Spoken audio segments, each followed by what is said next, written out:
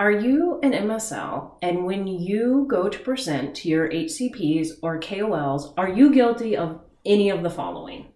You do not understand how this data would be relevant in the broader context or how it bridges a gap in clinical practice or for patients. And you don't do your homework on the particular audience you're presenting to ahead of time. If you said yes to any of these, you might be guilty of data dumping. Data dumping is very detrimental to an MSL's ability to connect with HCPs and KOLs, build the relationship, and uncover really great insights.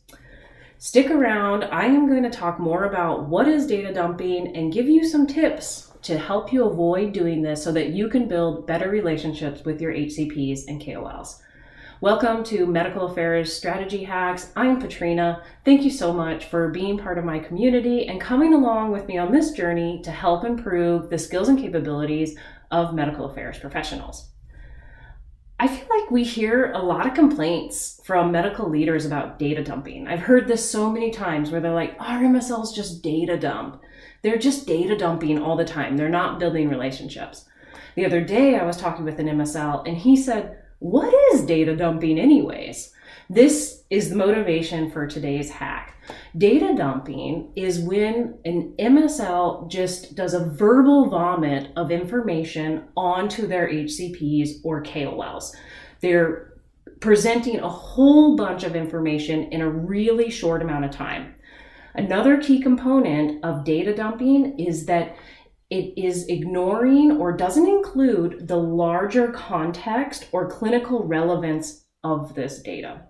This is very detrimental to, one, building the relationship with the HCP or KOL because they lose interest, they get bored, then they disengage, then they're not paying attention. And importantly, this can lead to them misinterpreting the data or not seeing its relevance. The last big problem with data dumping is that it wastes valuable time with HCPs and KOLs. Access to them is really hard. Any MSL out there will tell you about how hard this is. So you don't want to be wasting that time when you can be understanding their needs and motivations better by just spewing up more data on them. So make sure to avoid data dumping, that you understand the broader context and clinical implications of your data and are able to create a story around this that's relevant to your HCPs and KOLs. I recently published a hack on what HCPs want from MSLs. I'll link that up above for you to review. The key component of that is they want to have scientific conversations in their context. In other words, tailored to their specific needs. So here, as I promised, is a tip for you to help avoid data dumping. When you are presenting, read the room. Are people engaged or not? Are they looking at you and nodding their head? Or are they all looking down at their phone or not paying attention?